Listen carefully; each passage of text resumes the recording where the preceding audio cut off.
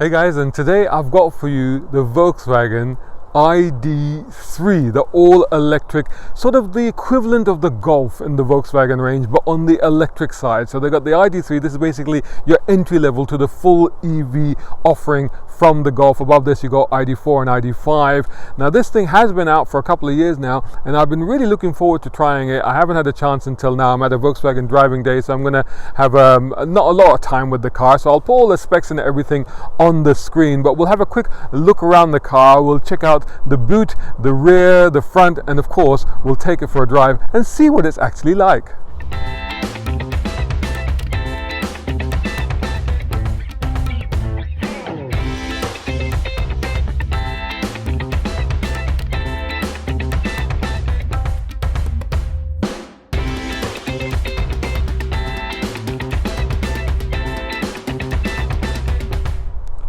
So this one is the ID Max Pro Performance. Fully spec'd up like this car, it's looking at just under £39,000. You get about 204 horsepower and 310 Newton meters of torque, and that's good for a 0 to 62 miles per hour acceleration time of about 7.3 seconds, and you get 258 mile range. Range, of course, being vitally important in this new generation of EVs. So there you go. It's got a very, very interesting design, because this one really does look quite unusual for a Volkswagen. It doesn't, I wouldn't say that it's an electric Golf. It is a car in its own right. It's got its own identity, and it's got these unique features such as these graphics that you've got here, which are basically stickered on. So I don't know how long they will last over the course of the car's lifetime, because they are stickers, but I suppose you could always get new decals and new graphics to go over them.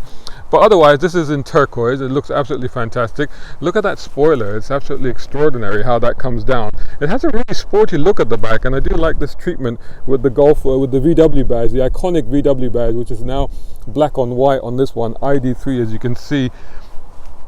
Tinted windows, as you can see. The wheels are absolutely fantastic. Got an incredible design on that. They really look quite stunning. It's slimmed down in the middle because of that lower sill there, which kind of scoops in, but it is quite a tall car. It's quite an upright car, and you can see that it's got Pro on the side and that little flash there, and at the front you've got these very interesting headlights. Check out the motif that the decals that were on the C-pillar are continued into the headlight there. Very sloping. I mean, look at the size of that windscreen that comes down, slopes right into the front, dips way down. Again, the VW badge there in black and white, and those motifs again, the graphics replicated along here as well. Quite a low front end on the car, but should be okay.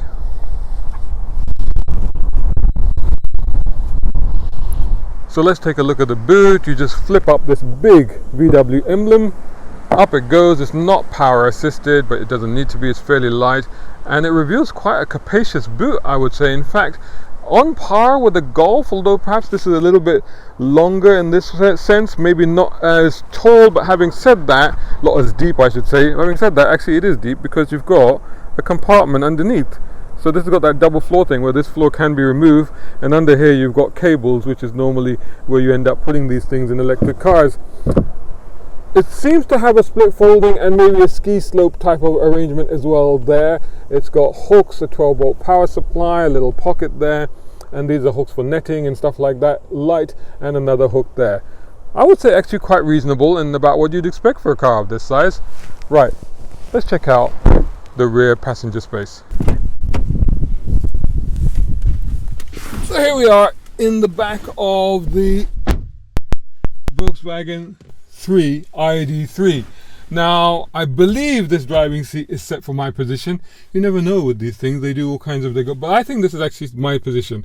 And the good thing about it is that even if it has gone back, it's not an issue, because look at that.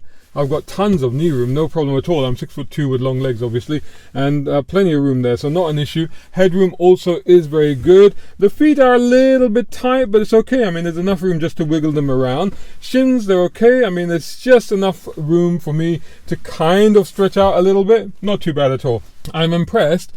It is actually better than I thought it would be for a car of this size. We have an armrest here, with a couple of cup holders in there, and as suspected, I think this is a ski slot. Yeah, so you can open that up. I think if you just close that thing again. The headrest I would put up, but other than that, it's not too bad. These seats have got a very sort of nice sort of canvasy type feel to them. They seem to be, this is all Fox leather, I think, and then this is kind of felt. This is soft, and then this is kind of hard again. So there's 3 different types of material just in the seat upholstery trim, which is very interesting. There's little pockets here. That's quite handy, isn't it? Put your iPhones or your phones and smartphones and things like that, but also a pocket down here. There's an armrest for the front seat. There's 2 USB-C slots right there. There is also Chelsea Isofix anchor points for the front seat, as well as obviously the rear seats as well. This panoramic roof helps to bring more light into the cabin. The sill is relatively low, so little chance of claustrophobia. I feel like I've got a pretty good sight of line ahead as well. So actually, I think it's quite a nice place to be back here. Time to see what it's like in the front.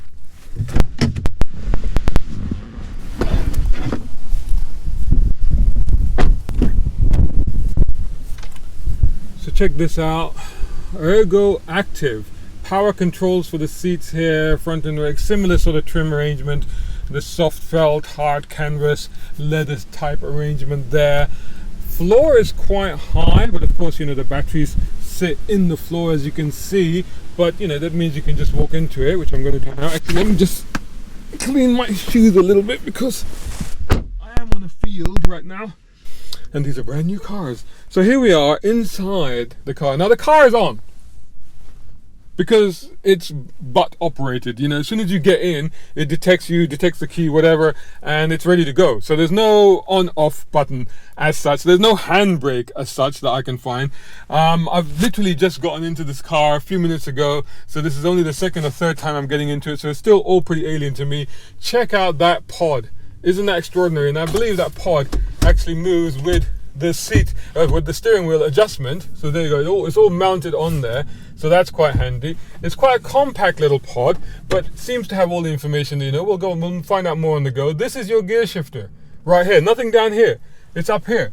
So the park button is there, and then you've got drive, neutral, reverse, and you've got controls on the steering. There's all these touch type of buttons, which sometimes take a little bit of getting used to.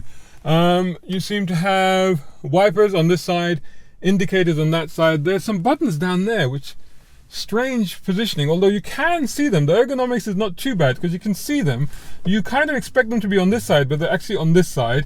But you can see auto light, but they're auto. I mean, so the thing, and actually they got demister there as well. So demister and lights and all the rest of it. It's doing stuff already. I think it's detected if it needs demisting.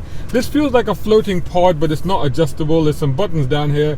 I daren't touch them at the moment, so I'll try and find out a little bit more about them. But you know, I'm expecting the menu to be pretty straightforward. You've got controls here. Okay, so so you can set your temperature from here. That's quite handy, isn't it? That's your seating temperature. I got heated seats on here as well. It's showing nav at the moment. Settings, route guidance and all the rest of it. Mode, wonder what that does. Oh, I see. So you got the mode. So we'll keep it in comfort to start with, and at some point we'll go into sport individual. I guess you can select what you've got. You've got climate control, all the rest of it. 2 vents down here. You've got a split glove box. It's handy. You've got a little pocket there, so you can put stuff in there. You know, your parking ticket and stuff like that. Kind of cup holder arrangement there. I think that's possibly wireless charging for your phone as well, so you can do that there. And that's just a little tray slot to hold stuff in. Oh, more power supplies. That's good, they provided one of those. That's handy. And the USB-C, because they're all USB-Cs on here, but that's quite substantial. And then of course you've got the armrest, which you can actually adjust. There's a little button underneath, so you can actually adjust its positioning, so that's quite handy. Nice little streaks, some design features on the door as well. But yeah, all in all, quite a futuristic, look at the small mirror, quite a futuristic, it's not digital though, no it's not, quite a futuristic thing. Touch controls for the panel that covers the blind for the skylight. Look at this extra window here, which is quite handy, I guess, for maneuvering and stuff like that. All in all, not too bad. Okay, so here we are in the ID.3. My first time driving away in it. Of course, it's very smooth. I feel like I'm sitting quite high in the car. It's almost like an SUV type of seating position. I haven't had to move. Now turn right onto the B4100. Okay, she's going to interrupt frequently because obviously we are on a driving day and we're following a set navigation route. So you will occasionally hear her. But let's go down here. So yeah, now this thing is rear wheel drive. Please follow the B4100 for 4 miles. Which I just realized, I moved the seat back just a fraction, but actually it's the seat back that's bothering me. I need to move that back a little bit, which again, I don't think will encroach much on the rear space, but actually no, that's a little bit too far back. So it'll take a while to get comfortable. Okay, so we are in, this is a nice road, and I put it into comfort, didn't I? So let's go into sport. It's showing me a 194-mile range with a full charge. So despite what they say, 258, this is sort of more real world because it's based on obviously the car actually having been driven. So it's always the case where you take that amount off. But having said that, with electric cars in town, they tend to do better than what's quoted, whereas out here they tend to do a little bit worse. It's showing me very little information on the screen, but pretty much all you need. It's got the miles per hour, the speed limit is there, and then it's showing me what gear I'm in, and that's pretty much it. Over there, I can see the big screen there is really helpful. There is also actually a heads up, and in the heads up, it's a color heads up. I can see again the speed limit, the lanes. It's showing me where the lanes are, and it's showing me the navigation instructions as well on the right. So that's quite handy. It's quite an interesting one. It's sort of floating arrangement there. Quite good visibility all around. Let me just adjust this. I don't know what that was. Don't know. I didn't ask it to lock the doors, but that's what it did. But it appears to have done. And I'm just going to move the mirrors, which is oh no, sorry, that wasn't right. So I've moved the same mirror twice. So I've got to turn the knob. Okay, turn the knob until the L lights up, and then I can. Oh right, I've actually. Right, okay, I didn't mean to do that. Okay, I don't want that. I don't want that. Please, don't do this. No, don't. Oh, I have to stop because I have no mirrors now. I see. The more you twiddle the knob, the more that then it has different functions. So you turn it once to get left, you turn it twice, and then the mirrors fold in. Although there's actually also appears to be a button as well to do that. That's what's a bit confusing about that. Anyway, the mirrors are now fine. Interesting also that this has rear windows obviously, but there's only 2 buttons here. What if I want to open the rear? Oh, I see! If I press a button here, and now I can operate the rear window. Takes a bit of getting used to that. Oh yeah, good acceleration. Oh yeah, it moves nicely. Picks up speed very, very quickly. Very silent, very serene. No artificial noises in this one, not from the inside anyway. But picks up straight away, off it goes. So rear visibility I'm maybe struggling with a little bit. Initially I felt like the mirror is small, but it's not. It's just actually a smaller opening for the rear window, or the arrangement there, which makes it feel like it's a little bit more difficult to see out of. These are all touch buttons, and again, this is how I operated the temperature. Literally, like you slide your finger along here to do this, but it warmed up quite nicely, and then I had to cool it down a little bit. So again, very, very quick to warm up. I have accelerated hard once already, but looking at the range that it's showing, it's still showing me 194 miles. So it hasn't really depleted the range, and there's a bar at the bottom of that, and it dips into the blue, then it dips into the green. The green, I guess, when I'm lifting off, it's going into the green. So I'm guessing what's happening there is that's regen. So it's using that to recharge. Now it doesn't really have a one pedal mode as such that I'm aware of at the moment, because lifting off the pedal is just coasting. There's maybe a slight reduction in speed, but nothing more than normal, I would say. So I wouldn't say that this is a one pedal mode car. It seems to drive just like a normal car, and I know a lot of manufacturers like to actually prefer to go down that route so as not to alarm drivers into thinking they have to relearn how to drive or whatever, because the operation of the accelerator and brake pedal fundamentally changes when you use the one pedal mode. So sitting quite high, sitting quite tall, but feeling like the weight is down below you, because obviously the center of gravity is much lower, because obviously the batteries are in the floor. That's what you get with an electric car. One thing I will talk about straight away, which I always discuss when it comes to electrified cars, is the ride. Again, it's been managed very well in this, because sometimes with these platforms where there's an inherent stiffness in the floor because the batteries are there. Please turn right at the end of the road onto the A4260. She's been quiet for a while. So you get this inherent kind of rigidity in the floor panel, and that sometimes translates to kind of a jarring stiffness in the cabin. But in this case, even on these now little town roads, it's actually very good. I haven't felt that at all. It all feels very well damped. There's been talk I've seen on this car in terms of its quality and stuff like that. I have to say, from where I'm sitting, I don't know, because this is obviously the latest generation of the car. So this is a 2022 model, or maybe even a 2023 model year. And it feels fine to me. I mean, yes, there's an element of, I mean, it's soft touch. This is soft touch. This is actually soft touch. This is harder. This is a bit more plasticky, but that's quite nice. Again, with the door panels, you got the piano black. This is kind of softish. It's not bad at all. And that's definitely kind of covered. That's trimmed, so that's quite nice. And overall, I am still getting the sense of VW solidity that you'd expect from this brand. It would be interesting to hear from owners, people who have got these and who have run them, how they have felt about how the car has been with them. But from where I'm sitting in the brief drive that I've had at the moment, it all feels fairly solid and very nicely put together. Now there's a little bit of road noise that you're getting. I don't know if that's coming from the tires or because of the platform itself, but it's not too obtrusive, and I guess most of the time, like, I would normally have the stereo on anyway. With the stereo on, you wouldn't really notice. So I turned on the music there to see what the stereo like, which is actually really good depth, and a lot of bass if you actually choose to turn up the bass, which you can.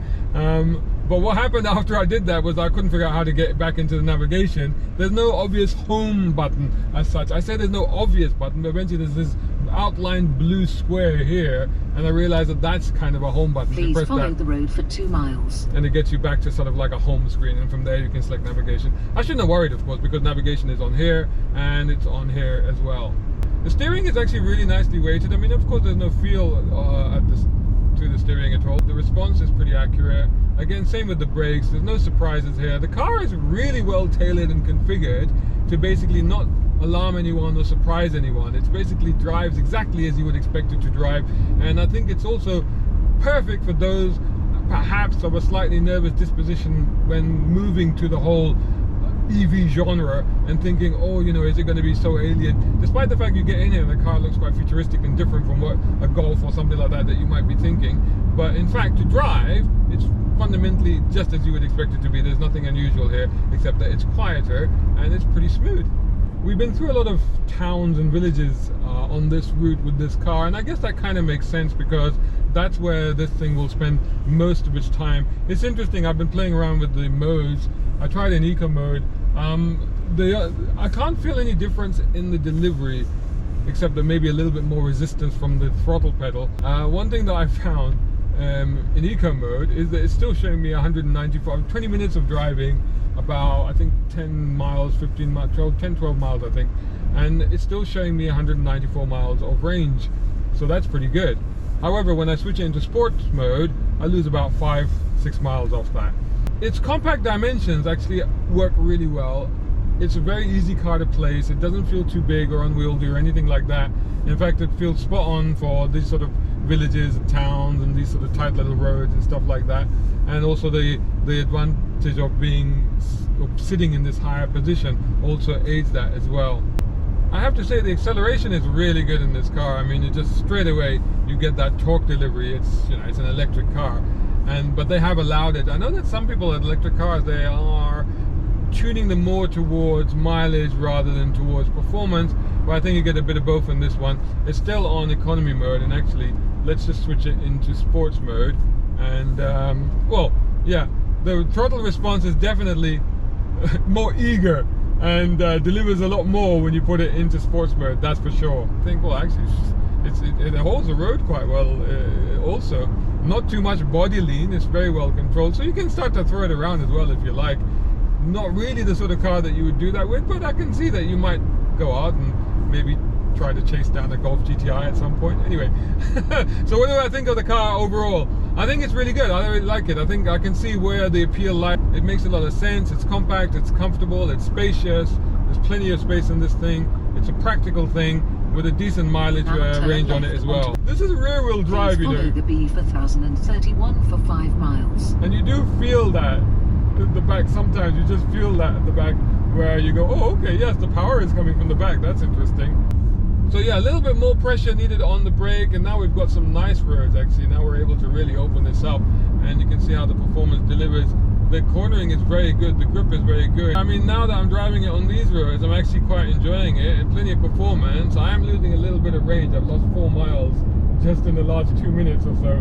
But that's what happens when you start to open things up and enjoy them, is when it comes to EVs. So overall then, I think a thumbs up for the VW ID.3. I think it's a great car, and I think if you're thinking of moving to electric, it's definitely worth having a look. Although having said that, there's quite a few great competitors and rivals that have come into the market, some of which are at a price point slightly lower than this one. But having said that, it's VW. You pay for that distinctive black and white VW badge on the front and on the back. Thanks for watching. Hope you enjoyed that video. If you did, please hit the like button and share this video as well if you can. And while you're at it, check out these guys who also sponsor my content. I am deeply grateful to them because it helps me to buy new equipment, put fuel in the cars, and yes, buy a cup of coffee. You can do the same. Just go here or right here on YouTube. Just hit these 3 little dots down here and click on thanks. Make sure you're signed in first. My content is free, but this is how you can help me keep it that way. I may even send you a gift. Oh, by the way, watch this next.